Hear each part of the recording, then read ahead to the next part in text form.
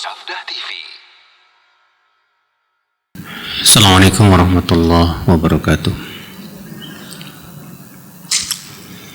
Innal hamdalillah nahmaduhu wa nasta'inuhu wa nastaghfiruh wa na'udzu billahi min shururi anfusina wa min sayyiati a'malina. Man yahdihillahu fala mudilla lahu wa man yudlil fala hadiya lahu. Asyhadu an la ilaha illallah wahdahu la syarika lah wa asyhadu anna Muhammadan abduhu wa rasuluh. Qala Allah Ta'ala fi kitabihil karim, ya ayyuhalladzina amanu taqullaha haqqa tuqatih wa la tamutunna illa wa antum muslimun, amma ba'd. Kita lanjutkan Ibu sekalian Al-Qa'idah Al-Arba'un, kaidah yang ke-40, masih tentang kaidah-kaidah tauhid rububiyah ya. Kata beliau, penulis buku itu Syekh Walid Su'aidan, man ata'a ahadan at-ta'atal mutlaqata bila qaidin faqad ittakhadhahu rabban ma'allahi azza wa jal. Kaidah yang ke-40, siapa yang menaati seseorang dengan ketaatan yang sempurna, dengan ketaatan yang apa? Yang mutlak, yang sempurna, tanpa ada batasan, maka sungguh ia telah menjadikannya sebagai Tuhan bersama Allah. Dia sudah menjadikan sebagai Tuhan selain Allah.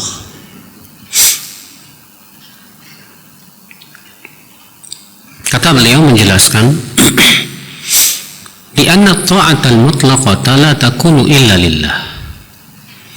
Karena ketaatan yang sempurna hanya untuk Allah saja, ibu-ibu. Wali rasulihi, dan hanya untuk Rasulullah SAW. Jadi ketaatan yang sempurna, ketaatan yang sifatnya mutlak hanya untuk Allah dan Rasulnya. Ingat ibu-ibu sekalian ya. Adapun kepada makhluk, ketaatannya tidak boleh sempurna, tidak boleh mutlak, tapi harus diikat, dibatasi. Dengan apa? Yaitu dengan Al-Quran dan hadis. Artinya kalau ya perintah dia sesuai dengan perintah Allah dan Rasulnya, ya udah kita taati. Tapi kalau perintah dia bertabrakan dengan perintah Allah dan Rasulnya, boleh taati nggak, Bu? Hah? Tidak boleh. Ya, tidak boleh menaatinya.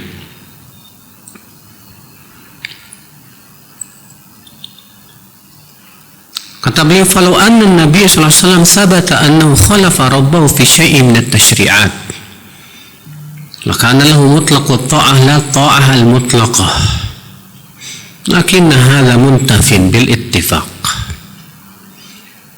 Kemudian beliau memberikan sebuah pernyataan yang tidak mungkin terjadi. Contoh kata beliau, kalau misalnya Nabi SAW menyelisih perintah Allah, maka pada waktu itu kita tidak boleh menaati Rasulullah. Tapi ini tidak mungkin terjadi.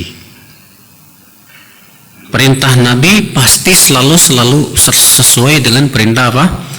Allah. Allah berfirman, "May yuti'ir rasul faqad ata'a Allah." Siapa yang menaati Rasul, sungguh ia telah menaati siapa? Allah.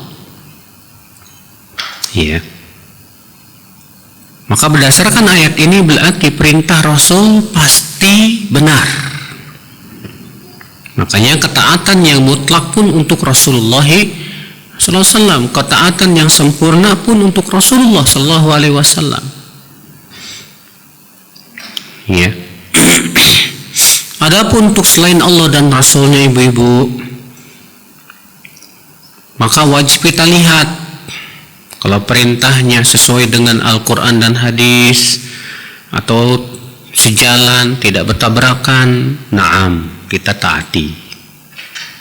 Tapi kalau perintahnya nggak sesuai dengan Allah dan Rasulnya alias bertabrakan, maka tidak boleh kita taati. Maka siapa yang menaati makhluk, siapa yang menaati makhluk secara sempurna tanpa ada batasan, berarti dia sudah menjadikan makhluk ini sebagai Tuhan selain Allah. Ya. Kata beliau, li'anna ta'atal mutlaqata min khasa'isir rububiyah. Karena ketaatan yang sempurna itu hanya itu termasuk kekhususan rububiyah. Wa man sawwa ghairallah billah fi hadhil khasisah faqad ittakhadahu ilahan ma'allah. Dan siapa yang menyamakan selain Allah dengan Allah dalam kekhususan ini, maka berarti dia sudah mengambil Tuhan selain Allah.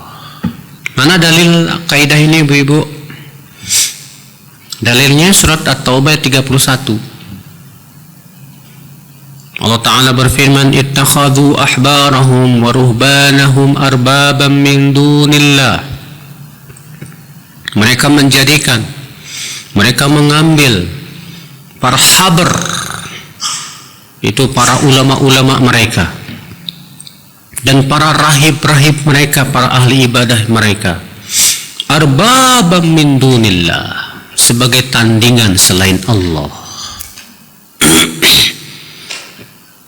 Ya, di sini Allah menyifati siapa, Bu? Orang Yahudi dan Nasrani.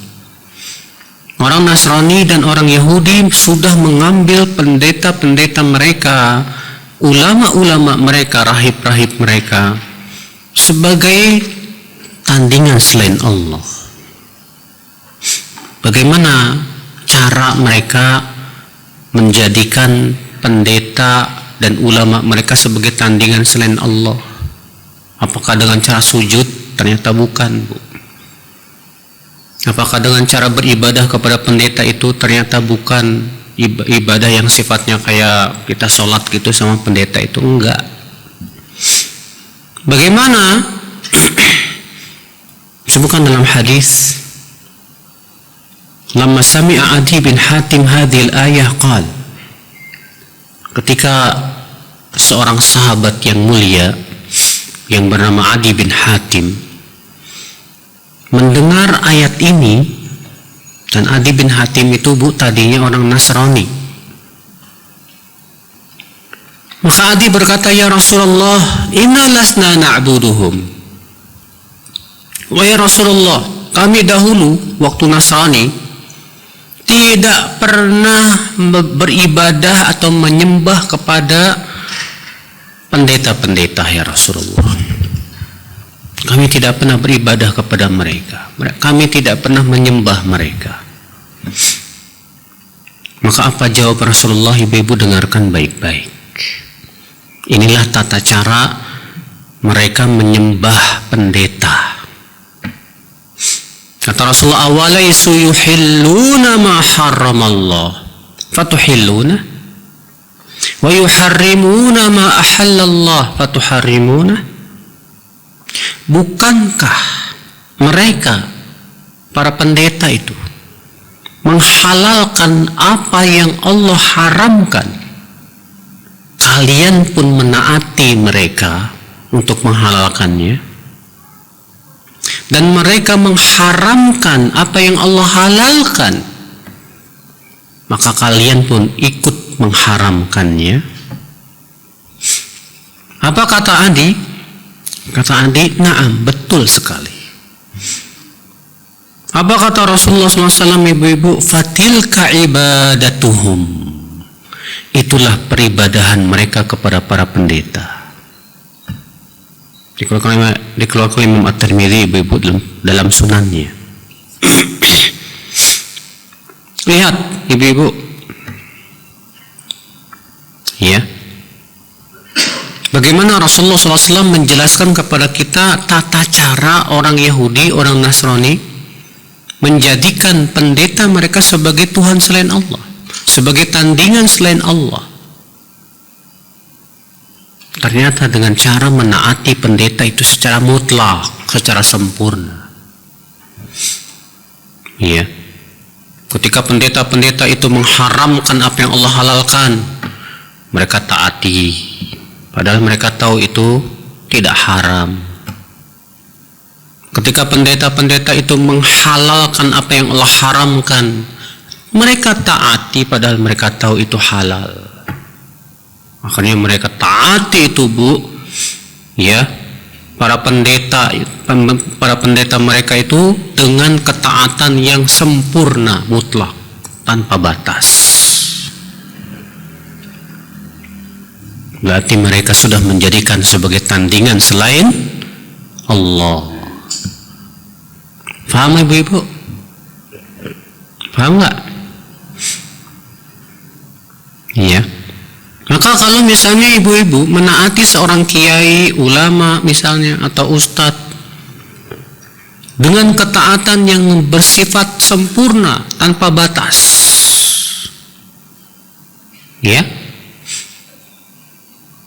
ibu taati ustadz hatta dalam perkara yang jelas ibu tahu itu jelas menyimpang, maka ibu sudah menjadikan ustadz sebagai apa? Tandingan selain Allah, Tuhan selain Allah, ibu-ibu sekalian. Iya. Nah, ibu-ibu sekalian, makanya menaati pemimpin harus dibatasi. Apa batasannya? Sesuai tidak dengan Allah dan Rasulnya. Makanya Allah berfirman dalam surat An-Nisa ayat 59, ibu. Ya ayyuhalladzina amanu athi'ullaha wa athi'ur rasula wa ulil amri minkum. Hai orang-orang yang beriman, taati Allah, taati Rasul, dan ulil amri. Lihat, kata-kata taati hanya untuk Allah dan Rasul saja. Taati Allah, taati Rasul. Adapun ulil amri, Allah tidak katakan di situ taati ulil amri. Apa faedahnya kata para ulama? Faedahnya bahwa menaati ulil amri tidak boleh secara mutlak, tidak boleh secara sempurna, tapi harus mengikuti ketaatan kepada Allah dan Rasulnya. Ya. Kalau ternyata perintah ulil amri ini sesuai dengan Allah dan Rasulnya, na'am, kita taati. Kalau ternyata perintah ulil amri ini tidak sesuai dengan Allah dan Rasulnya, tidak boleh kita taati, ibu. Ya. Sekarang saya mau tanya ibu, kalau kita disuruh berhenti lampu merah, ini bertentangan dengan Al-Quran dan hadis nggak, bu? Hah? Tidak. Justru itu untuk kemaslahatan, mengatur lalu lintas. Maka yang seperti ini ditaati nggak, bu? Naam, kita taati. Iya. Tapi kalau misalnya ada larangan, bu, tidak boleh menyunat bayi perempuan. Ya, katanya bayi perempuan tidak boleh disunat. Ini sesuai nggak dengan Allah dan Rasulnya? Tidak sesuai, bu. seluruh ulama sepakat bahwa bayi wanita tetap disyariatkan untuk dia disunat, dikhitan. Namun terjadi khilaf para ulama apakah wajib atau sunnah. Bukan untuk dilarang sunnah itu. Sebagian mereka mengatakan itu cuma sunnah ini. Yang sunnah nggak boleh dilarang. Yang sunnah tidak boleh dilarang. Siapa yang melarang yang sifatnya sunnah, maka ia telah melawan Allah dan Rasulnya. Iya. Nah, ibu-ibu sekalian, demikian pula ibu, kalau kita ngikutin madhab nggak boleh secara mutlak, nggak boleh secara sempurna ibu. Karena madhab itu kan hasil ijtihad ulama, ya nggak bu?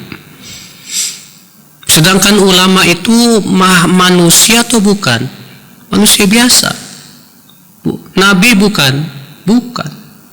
Rasul bukan. Dan sudah kita sebutkan tadi ibu, ketaatan yang sempurna hanya untuk Allah dan Rasulnya. Adapun kemudian ibu menjadikan madhab, mengikuti madhab secara sempurna, tidak peduli apakah itu benar atau salah, apakah sesuai dengan Al-Quran dan hadis atau tidak sesuai, bodoh amat. Berarti ibu sudah menjadikan madhab sebagai Tuhan selain Allah, tandingan selain Allah, ibu-ibu sekalian. Iya. Nah, ibu-ibu sekalian, jadi ketaatan yang sempurna hanya untuk siapa bu? Allah dan Rasulnya. Adapun untuk selain Allah dan Rasulnya, ingat, tidak boleh ketaatannya secara sempurna, harus dibatasi. Dengan apa? Dengan Allah dan Rasulnya, dengan kitabullah dan sunnah Rasulullah sallallahu alaihi wasallam. Iya. Ini kaidah yang ke-40 bu. Sekarang kita masuk ke al-qaidah al-wahidah wal arba'un. Kaidah yang ke-41.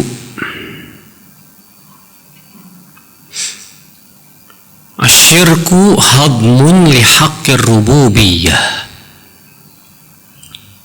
Syirik itu menghancurkan hak rububiyahnya Allah.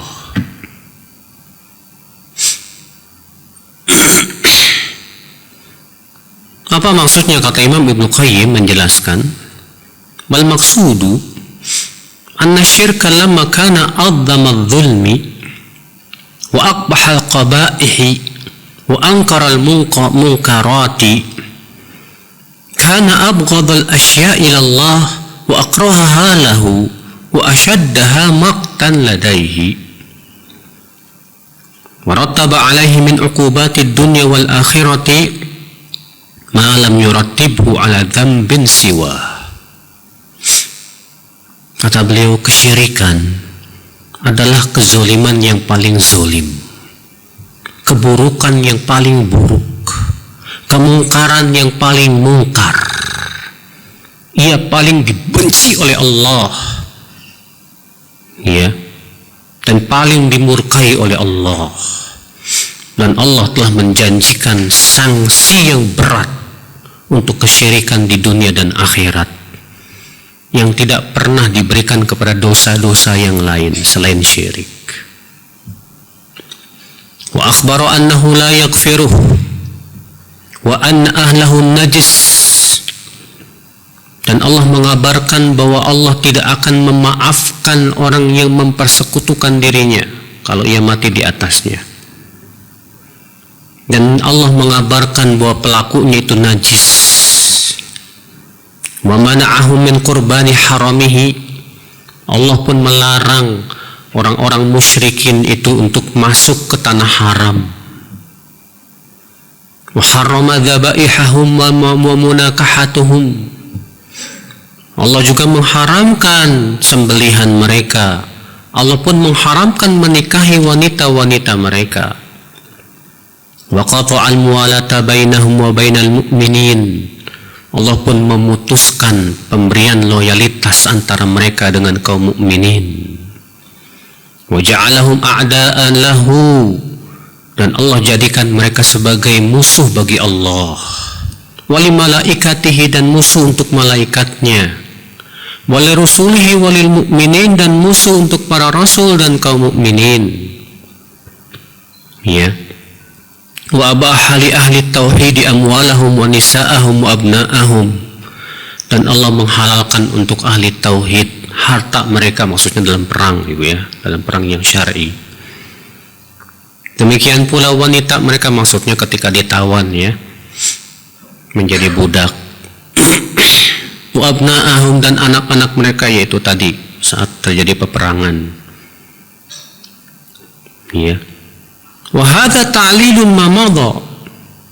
Dan ini memberikan alasan bahwasanya apa? Bahwasanya anna syirka hadmun li haqqir rububiyah. Bahwa kesyirikan itu hakikatnya menghancurkan hak rububiyahnya Allah. Ya. Karena syirik itu artinya apa sih, Bu? Syirik itu artinya mempersekutukan Allah.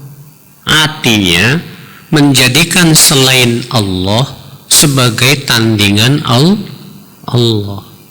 Meyakini bahwa ada sesuatu selain Allah yang sebanding dengan Allah. Sekarang saya mau tanya, ada enggak selain Allah yang sebanding dengan Allah? Tidak ada.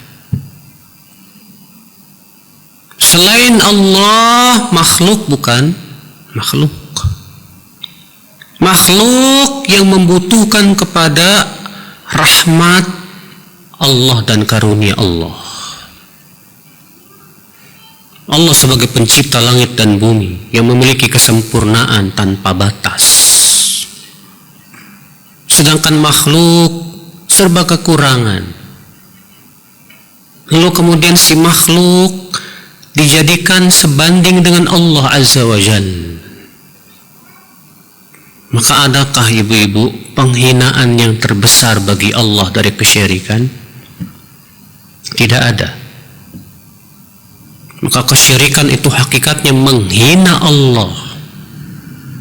Kesyirikan itu hakikatnya merendahkan Allah. Kesyirikan itu hakikatnya ibu mengejek Allah subhanahu wa ta'ala. Jangan jauh-jauh lah, Bu lah. Kalau ibu saya panggil, mau nggak, Bu?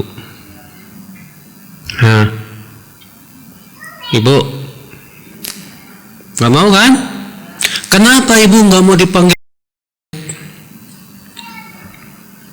Tapi kalau saya ibu panggil malaikat, mau nggak, Bu?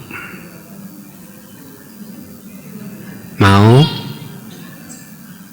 Kenapa ibu mau dipanggil malaikat? Karena malaikat kita tahu makhluk yang mulia. Dan makhluk, kemuliaan malaikat lebih tinggi dibandingkan kemuliaan manusia secara umum. Dan kita ingin diserupakan dengan sesuatu yang mulia. Tapi ketika ibu disebut nggak mau, karena kita tahu lebih rendah dari manusia. Maka kalau ada orang yang menyamakan ibu dengan penghinaan, bukan, Bu? Hah? Wallahi itu penghinaan, ibu. Kurang ngajar saya disamain sama. Sekarang saya mau tanya sama ibu, adakah yang lebih sempurna dari Allah? Adakah yang kemuliaannya sama dengan Allah? Lalu Allah disamakan dengan makhluk yang lebih rendah? Bukankah itu hakikatnya menghina Allah mengejek Allah, merusak rububiyahnya Allah subhanahu wa ta'ala. Ya. Kalau kita saja sebagai manusia tidak mau disamakan dengan makhluk yang lebih rendah dari kita dan kita anggap itu sebagai pengejekan, penghinaan, maka Allah Rabbul Alamin tidak mau disamakan dengan makhluk yang rendah. Iya. Itu pengejekan hakikatnya kepada Allah, penghinaan kepada Allah subhanahu wa ta'ala. Makanya pantas dong kalau Allah mengatakan innallaha la yaghfiru ay yushraka bih. Allah tidak akan pernah mengampuni dosa syirik. Artinya orang yang mati di atas syirik kekal selama-lamanya dalam api neraka, Bu. Ya. Allah berfirman dalam surat Al-Fatah, wa yu'adziban munafiqina wal munafiqati wal musyrikina wal musyrikati dhannina billahi dhanna saw alaihim dairatus saw wa ghadiba Allahu alaihim wa la'anahum wa a'adda lahum jahannam wa sa'at masira. Dan Allah pasti mengadab orang-orang munafik, laki-laki mereka maupun wanita mereka. Dan Allah pasti mengadab orang-orang yang berbuat syirik, laki-laki dan wanita mereka. Adh-dhannina billahi dhanna saw, karena mereka sudah berburuk sangka kepada Allah. Orang yang berbuat syirik sudah berburuk sangka kepada Allah. Seakan Allah itu serupa dengan makhluk yang lemah. Alaihim dairatus saw, dan kelak mereka akan mendapatkan balasan keburukan. Allah murka kepada mereka, Allah laknat mereka, dan Allah persiapkan untuk mereka neraka jahanam. Wasaat masira, dan itu seburuk-buruk tempat kembali. Nah, ini ibu-ibu sekalian.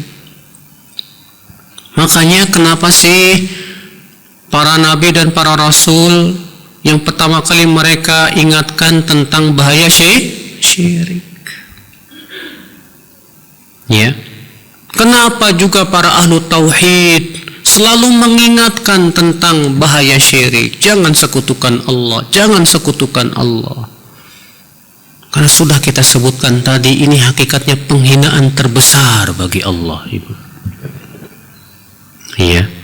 Syirik itu hakikatnya menghancurkan rububiyahnya Allah subhanahu wa ta'ala. Nah, ibu-ibu sekalian, ini kaidah yang keberapa? 41. Sekarang kita masuk kaidah yang ke-42. Al-qa'idatu tsaniyatu wal arba'un. Tauhidullahi fi ahkamihil kauniyati min muqtadayati rububiyyatihi wa tauhidullah fi ahkami syar'iyyati min muqtadayati uluhiyyatihi. Mentauhidkan Allah dalam hukum-hukum kauniyah alam, ya, maka ini konsekuensi dari rububiyahnya Allah. Rububiyahnya Allah, hukum-hukum yang bersifat kauniyah, hukum-hukum alam. Maksudnya hukum alam artinya, Bu, hukum yang telah Allah tetapkan untuk alam semesta ini, yang disebut dengan istilahnya sunnatullah. Ya. Adapun dalam hukum-hukum yang sifatnya syariat, pensyariatan, maka ini konsekuensi uluhiyah. Maka ini konsekuensi apa? Uluhiyah. Kalau hukum-hukum yang bersifat alam, maka itu konsekuensi rububiyah. Sedangkan hukum yang bersifat syariat, itu konsekuensi apa? Uluhiyah. Kata beliau, wa dzalika li anna Allah lahu hukman. Karena Allah memiliki dua hukum. Yang pertama hukmun kauniyun qadari. Hukum yang bersifat kauni. Ya. Yang itu sudah yang berhubungan dengan takdir Allah, ketentuan Allah terhadap alam semesta ini, Bu. Wa hukmun syar'i, dan hukum yang bersifat syariat. Ya. Hukum syariat itu berupa biasanya perintah dan larangan, Bu. Faman asyraka ma'ahu fi ahkamil kauniyah faqad asyraka ma'ahu fi rububiyyatih. Maka siapa yang mempersekutukan Allah dalam hukum-hukum kauniyah, sungguh ia telah mempersekutukan Allah dalam rububiyahnya. Ya. Wa man asyraka ma'ahu ahadan musyarri'an fi ahkami syar'iyyah faqad asyraka ma'ahu fi uluhiyatih. Dan siapa yang mempersekutukan Allah dalam pembuatan syariat, dalam pembuatan apa? Syariat, maka ia telah mempersekutukan Allah dalam uluhiyah. Wa man wahhadahu fi ahkamil kauniyah faqad istaqama fi tauhid rububiyyatih. Dan siapa yang mentauhidkan Allah dalam hukum-hukum kauniyah. Hukum kauniyah itu contohnya apa sih, Bu? Adanya langit dan bumi, aturan-aturan yang ada dalam alam semesta, Ibu. Ya. Di mana matahari beredar pada orbitnya, bintang-bintang, planet-planet pun beredar pada orbitnya masing-masing. Ketentuan Allah dalam pohon-pepohonan, ketentuan-ketentuan yang ada pada air, daratan, burung, dan semua makhluk yang Allah ciptakan. Ini namanya hukum kauniyah. Hukum apa? Kauni, hukum alam. Maksudnya hukum alam artinya hukum yang berhubungan dengan alam semesta yang telah Allah gariskan kepada mereka. Maka siapa yang mentauhidkan Allah dalam hukum alam ini dan bahwasanya itu hanya milik Allah, maka ia telah mentauhidkan Allah dalam rububiyah. Wa man wahadahu fi ahkami syar'iyyah, dan siapa mentauhidkan Allah dalam hukum-hukum syariat, artinya ibadah hanya kepada Allah, salat kita untuk Allah, ya, doa kita untuk Allah, dan semua ibadah semua untuk Allah, berarti dia telah istiqomah di atas tauhid uluhiyah. Ya. Wa dzalika li anna al-hakimiyyah al-mutlaqata tarji'u ila hakimin wahidin wa huwa Allah. Ya. Karena hakimiyah yang mutlak, yang sempurna hanya untuk Allah saja. Namun beliau mengingatkan tentang adanya pembagian tauhid yang disebut dengan tauhid hakimiyah, Bu. Beliau mengatakan wakinna idza sami'ta ahadan yaqul tauhidul hakimiyah fahal huwa mustauhidun mustaqillun am mundarij. Kalau ada orang berkata ada tauhid hakimiyah, maka kita tanya, ini tauhid tersendiri atau tauhid yang ikut tauhid yang lain? Kata beliau jawabnya, manhajul ikhwanil muslimun, adapun manhajnya orang-orang ikhwanul muslimin, IM, mereka meyakini tauhid hukumiyah itu tersendiri. Ya. Walakin manhaj ahli sunnah wal jamaah beda dengan manhaj ahli sunnah wal jamaah. Ahli sunnah wal jamaah membagi hakimiyah menjadi dua, hakimiyah kauniyah dan hakimiyah syar'iyah. Adapun hakimiyah kauniyah masuk dalam tauhid rububiyah, sedangkan hakimiyah syar'iyah masuk dalam tauhid uluhiyah. Jadi tidak ada tauhid hakimiyah secara tersendiri, tidak ada. Maka beliau mengingatkan bahwa pembagian adanya tauhid hakimnya itu asalnya dari orang-orang Ikhwanul Muslimin. Ya, ibu-ibu sekalian. Nah, di sini beliau mengingatkan tentang yang disebut dengan tauhid hakimiyah. Bahwa hakimiyah itu bukanlah tauhid yang berdiri sendiri, tidak seperti yang diyakini oleh Ikhwanul Muslimin. Tapi hakimiyah ada dua macam. Hakimiyah yang berhubungan dengan kauniyah, qadariyah. Ini berhubungan dengan tauhid rububiyah. Ada lagi hakimiyah yang berhubungan dengan ahkam syar'iyah, pensyariatan. Maka ini masuk dalam tauhid uluhiyah. Ya. Nah, ibu-ibu sekalian. Jadi ini kaidah yang keberapa, ibu-ibu? Ke-42. Bahwa mentauhidkan Allah dalam hukum-hukum kauniyah, hukum-hukum yang ada pada alam semesta yang telah Allah gariskan kepada mereka, ini termasuk tauhid rububiyah. Sedangkan mentauhidkan Allah dalam hukum-hukum pensyariatan, maka ini masuk dalam tauhid uluhiyah. Makanya Bu, orang yang berbuat bid'ah dalam agama ini ada jenis dari ya, menandingi Allah dalam uluhiyahnya, dalam pensyariatan. Walaupun para ulama tidak menganggap ahli bid'ah itu sebagai orang yang berbuat syirik. Karena para ulama membedakan antara syirik dengan bid'ah. Iya. Tapi orang yang berbuat bid'ah, karena masalahnya dia sudah membuat syariat baru, ya enggak? Nah, orang yang berbuat bid'ah sudah membuat syariat baru. Sedangkan pensyariatan itu hak siapa? Hak Allah semata.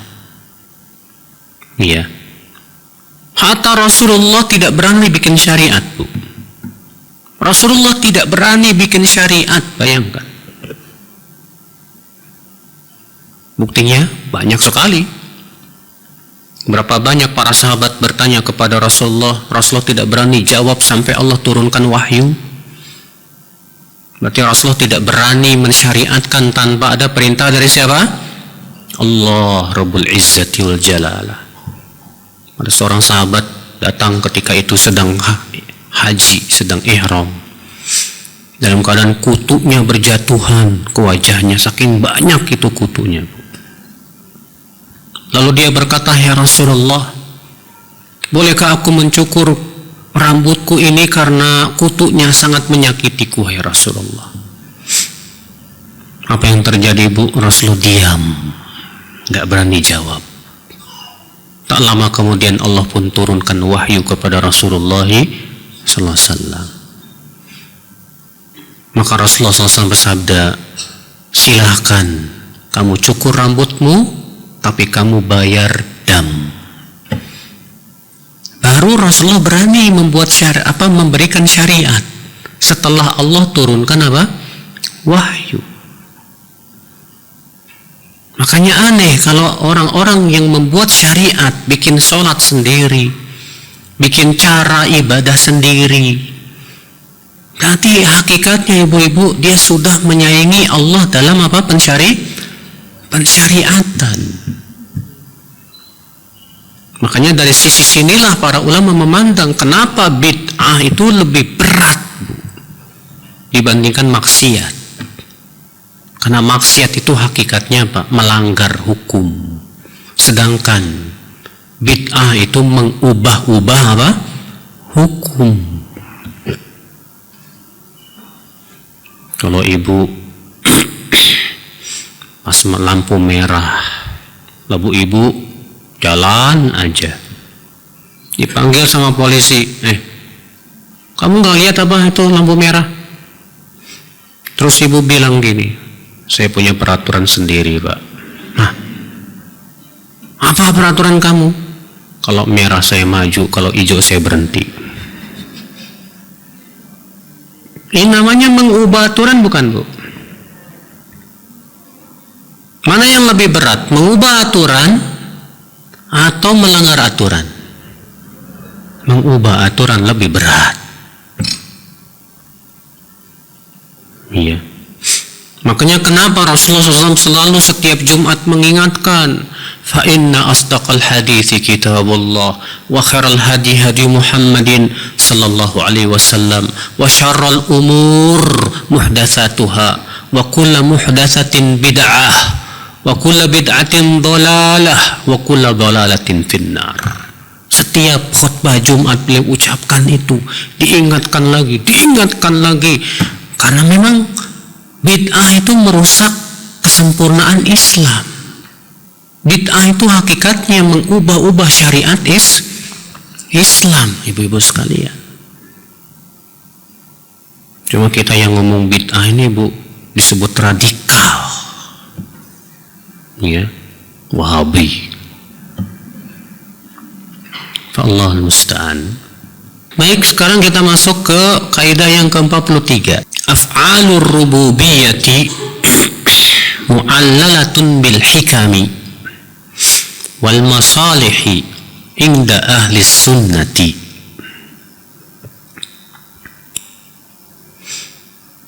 Perbuatan-perbuatan rububiyah, perbuatan-perbuatan Allah yang berhubungan dengan rububiyah, selalu disertai dengan hikmah-hikmah dan maslahat-maslahat menurut Ahlus Sunnah wal Jamaah.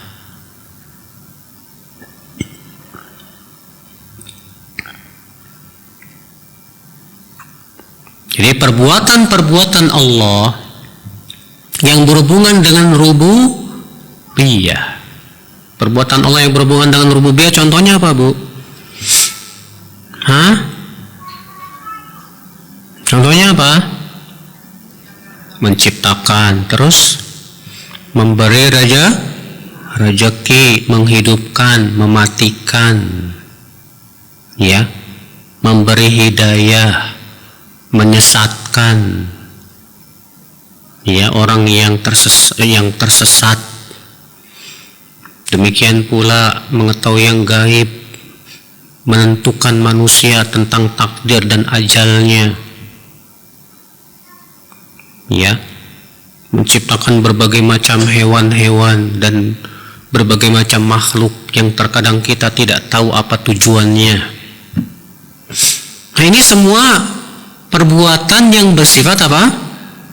Rububiyah. Dan perbuatan Allah yang bersifat rububiyah, ibu-ibu sekalian, itu selalu disertai dengan hikmah-hikmah yang ada padanya dan maslahat-maslahat yang terkadang kita tahu dan terkadang seringnya kita nggak tahu. Wahada biijma'i ahli sunnati wal jamaah. Kata beliau, ini dengan kesepakatan seluruh ulama ahlu sunnah wal jamaah. Artinya ada kelompok lain selain ahlu sunnah wal jamaah, ibu, yang meyakini bahwa perbuatan Allah itu bukan karena adanya hikmah, tapi murni perbuatan saja tanpa hikmah.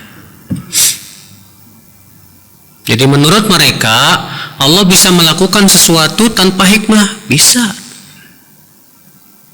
Sedangkan Ahlussunnah mengatakan Allah perbuatannya tak lepas dari apa?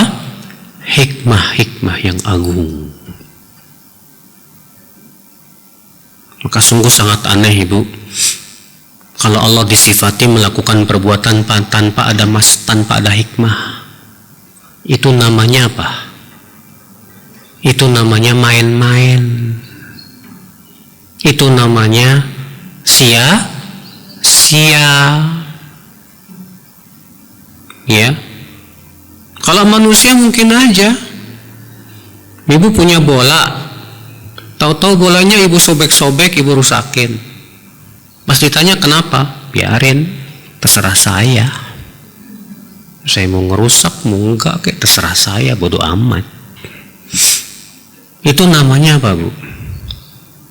Sia-sia. Mungkinkah perbuatan Allah sia-sia, Bu? Ya. Pendapat ini sangat batil, Bu. Bertabrakan dengan kitabullah dan sunnah Rasulullah sallallahu alaihi wasallam. Makanya Allah mengatakan dalam Al-Quran, Rabbana ma khalaqta hadha batila subhanaka faqina adzabannar.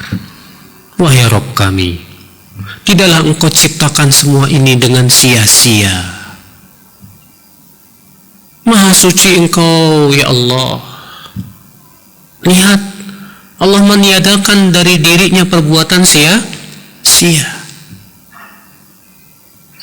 Allah mengatakan, wahai Rabb kami, tidaklah engkau ciptakan semua ini sia-sia. Tidak ada yang sia-sia dari ciptaan Allah, Bu. Ya, Allah ciptakan nyamuk sia-sia. Tidak. Allah ciptakan nyamuk pasti ada karena ada hikmah-hikmah yang agung di belakang itu. Allah ciptakan lalat sia-sia. Tidak. Semua ada hikmah-hikmah yang luar biasa. Ya. Masya Allah, ibu-ibu sekalian. Kata beliau, wa innaka law nadharta li katsirin min af'alillahi syari'iyyah lawajadtaha maqrunatan bil hikami wal masalih. Kalau kamu perhatikan perbuatan-perbuatan Allah yang bersifat pensyariatan, kamu akan dapatkan selalu Allah menyebutkan di sana hikmah-hikmah dan maslahat-maslahatnya. Contoh misalnya ketika Allah mensyariatkan hukum qisas. Hukum apa? Qisas. Apa kata Allah? Walakum fil qisasi hayatun ya ulil albabi la'allakum tattaqun. Untuk kalian dalam hukum qisas itu terdapat kehidupan. Wahai orang-orang yang berfikir, agar kalian menjadi orang-orang yang bertakwa. Allah menyebutkan bahwa hukum qisas itu kehidupan. Karena orang kalau membunuh nggak dibunuh, berapa banyak orang akan dibunuh lagi, Bu. Tapi ketika orang membunuh lalu dihukum qisas yang sama dibunuh lagi, berarti dia sudah memelihara apa? Berapa banyak nyawa manusia, ibu-ibu sekalian. Maka dengan adanya hukum qisas terpeliharalah kehidupan manusia. Tapi ini bagi, kata Allah mengatakan apa? Ini bagi orang yang mau mikir. Makanya Allah mengatakan ya ulil albab, wahai orang yang punya pikiran. Iya. Lalu Allah menyebutkan tujuan yang kedua, la'allakum tattaqun, supaya kamu bertakwa. Iya. Subhanallah, ibu-ibu sekalian. Dalam surat Al-Maidah ayat 32 Allah mengatakan apa? Min ajli dzalika katabna ala bani Israila annahu man qatala nafsan bighairi nafsin aw fasadin fil ardi faka'annama qatala an-nasa jami'a wa man ahyaha faka'annama ahya an-nasa jami'a. Oleh karena itulah kami wajibkan atas Bani Israel, bahwa siapa yang membunuh jiwa dengan tanpa hak atau berbuat kerusakan di muka bumi, seakan-akan ia telah membunuh manusia seluruhnya. Dan siapa yang menghidupkan atau yang memelihara kehidupan manusia satu orang, maka ia telah menghidupkan manusia seluruhnya. Anehnya, Bu, ayat ini dibawa-bawa ketika Joe Biden sedang mencalonkan diri sebagai presiden di Amerika. Tuh bawa-bawa ayat ini.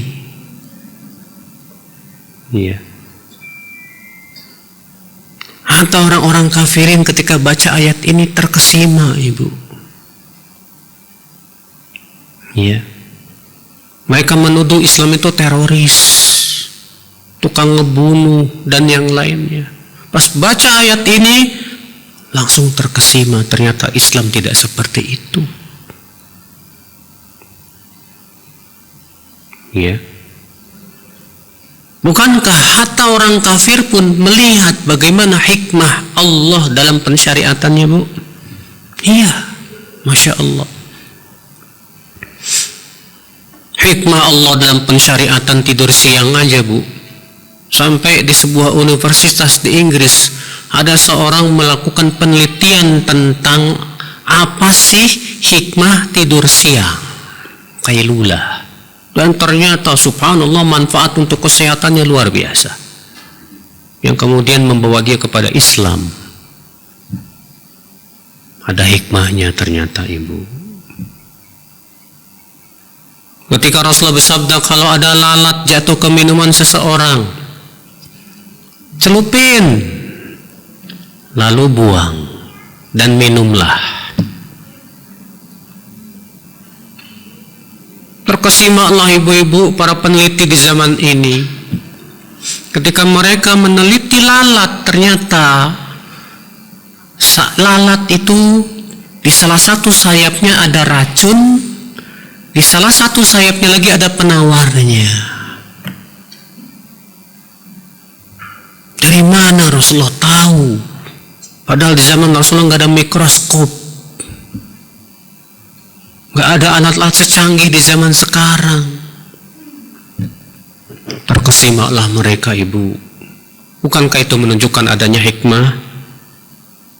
Hikmah bukan, Bu? Hikmah yang agung. Ya, subhanallah. Nah ini Ibu sekalian. Maka dari itu Ahlus Sunnah punya keyakinan perbuatan Allah yang bersifat rububiyah tak mungkin lepas dari hikmah, tidak mungkin lepas dari maslahat-maslahat yang Allah inginkan.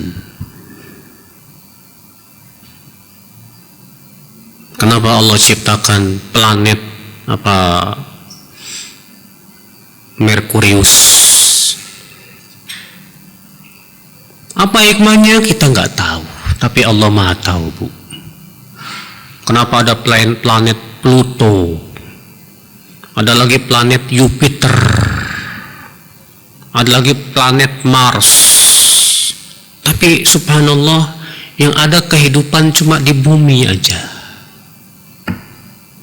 Ada apa Allah ciptakan itu planet? Kita yakin pasti di sana ada hikmah, ada maslahat yang Allah inginkan, Bu. Wa ma utitum minal ilmi illa qalila. Tapi kalian tidaklah diberikan ilmu kecuali sedikit saja. Ya. Masya Allah, Ibu sekalian. Berbagai macam penelitian, Ibu, terhadap berbagai macam jenis tanaman dilakukan, Ibu, oleh para ahli ilmuwan, dan menghabiskan uang miliaran dolar hanya untuk meneliti berbagai macam jenis tanaman-tanaman itu, Bu. Ternyata dalam tanaman ini mengandung ini khasiatnya, ini, Masya Allah. Bukankah itu bukti yang nyata bahwa perbuatan Allah tak lepas dari hikmah dan maslahat? Ya tidak, Bu? Ya Allah. Iya. Maka dari itulah, Ibu, tidak mungkin Allah melakukan perbuatan itu sia-sia. Gak mungkin. Tanpa hikmah, tidak mungkin. Iya. Makanya Allah berfirman, afahasibatum annama khalaqnakum abatha wa annakum ilaina la turja'un fata'ala Allahul malikul haq. Apakah kalian, hai manusia, mengira bahwa kami menciptakan kalian itu sia-sia, main-main, dan bahwasanya kalian tidak akan dikembalikan kepada kami. Maha tinggi Allah, Raja yang hak. Masya Allah. Allah berfirman, ayahsabul insanu ayyutraka suda. Apakah manusia mengira akan dibiarkan hidup di dunia sia-sia? Tidak mungkin. Karena itu bertentangan dengan hikmah-hikmah Allah yang maha agung. Perbuatan Allah yang penuh dengan hikmah. Ya. Nah, ini Bapak sekalian. Baik, saya kira cukup sampai kaidah yang ke-43. Insyaallah nanti kita akan lanjutkan ke kaidah 44 pada pertemuan yang akan datang. Naam. Baik, saya kira cukup. Semoga yang saya sampaikan bermanfaat. Mohon maaf bila ada kata-kata yang tak berkenan. Yang benar semuanya dari Allah, dan yang salah itu dari kekurangan ilmu saya dan dari syaitan. Kita tutup. Subhanakallah bihamdik, asyhadu an la ilaha illa anta, astaghfiruka wa atubu ilaik. Assalamualaikum warahmatullahi wabarakatuh.